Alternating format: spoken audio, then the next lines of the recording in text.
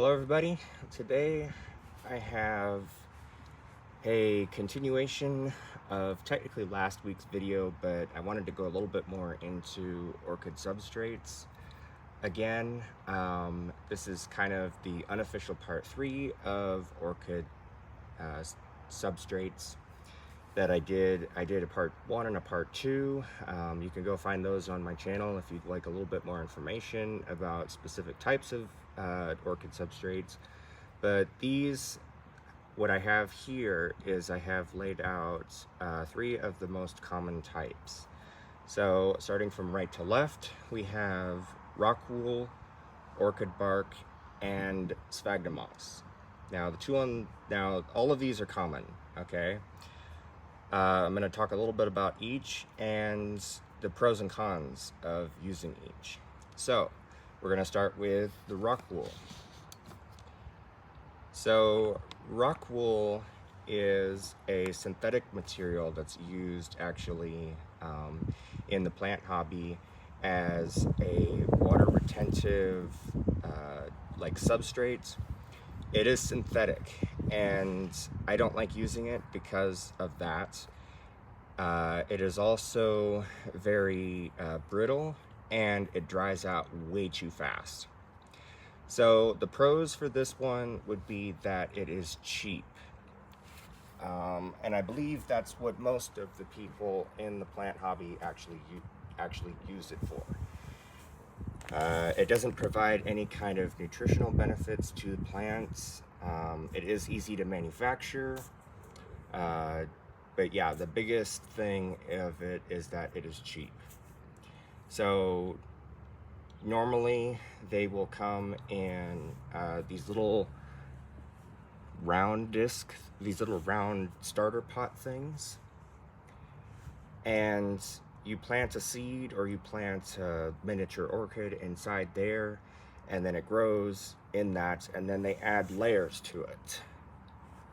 So this actually went around that to produce a little bit bigger pot. So again, not ideal for somebody who is growing orchids. They mostly use this for like seed starts because it is easier to propagate seeds in something like this. Another pro for this one though is that it is sterile. So that is a big thing when it comes to plant medium and especially the plant substrates, is that you want to have it as sterile as possible because then you don't introduce bacteria or viruses or stuff like that. So I can go on and on about how bad this one is, but I left you a few pros, a few cons. I'm gonna leave it at that. On to the next one. So the middle one here is our tried and true orchid bark.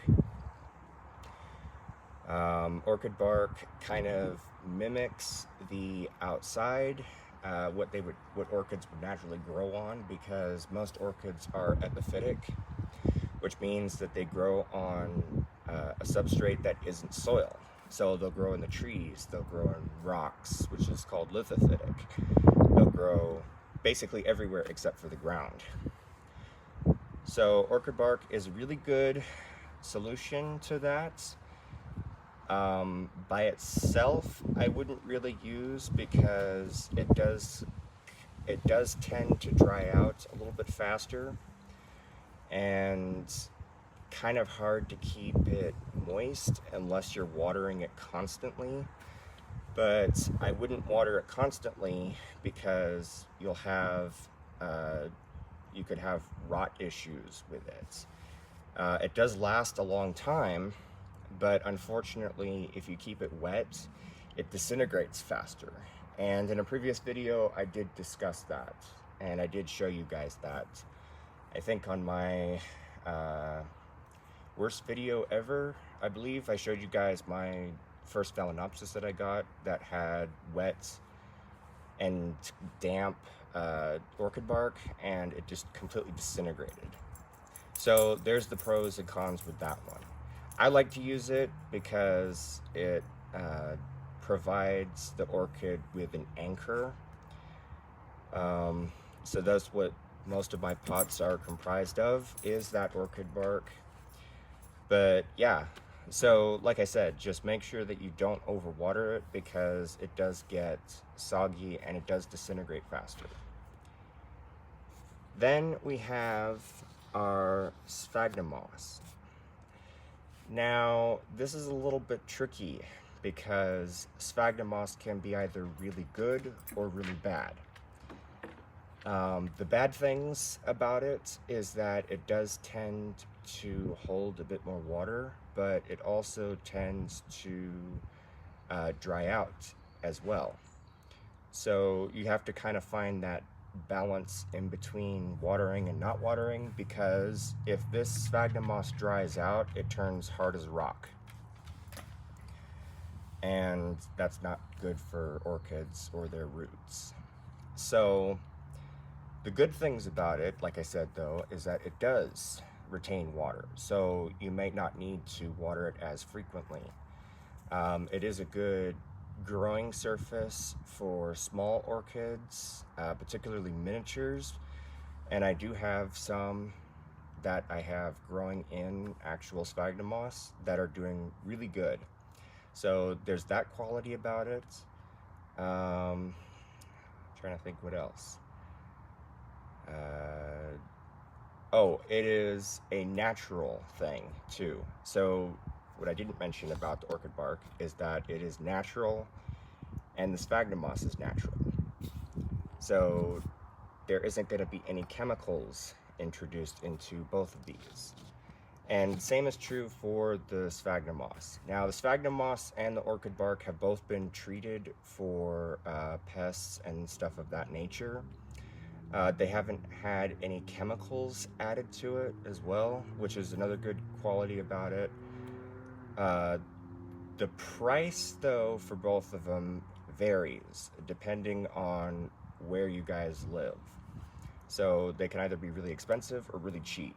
To me, do not go out and buy anything that says reptile or terrarium stuff, because the generic brand is perfectly fine.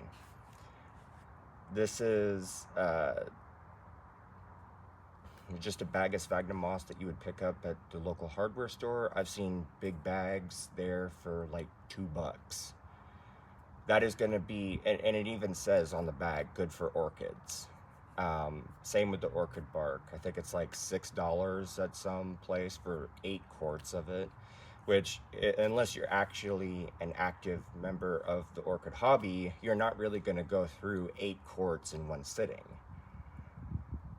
My substrates, majority of the time, consists of a mixture of both sphagnum moss and orchid bark. I never use rock wool because I already explained why. It is absolutely terrible in my opinion. Some people like it. I don't recommend anybody use it. I take a little bit of the sphagnum moss and I wrap it around the roots of the orchid, and then I fill the rest of the container up with the orchid bark. That way you get the benefits of both. You get the moisture retentive properties that the sphagnum moss provides, and you get the anchoring surface that the bark provides. So in a nutshell, that's basically it. And you have an overview of the 3 common types of orchid substrate. So I hope you guys enjoyed this video, and I hope to have earned your subscription today. If you have, please like, and I hope to see you next time. And also make sure to check out my other videos, because I've got some cool stuff on there that you guys might be interested in. So thank you for watching, and have a good day.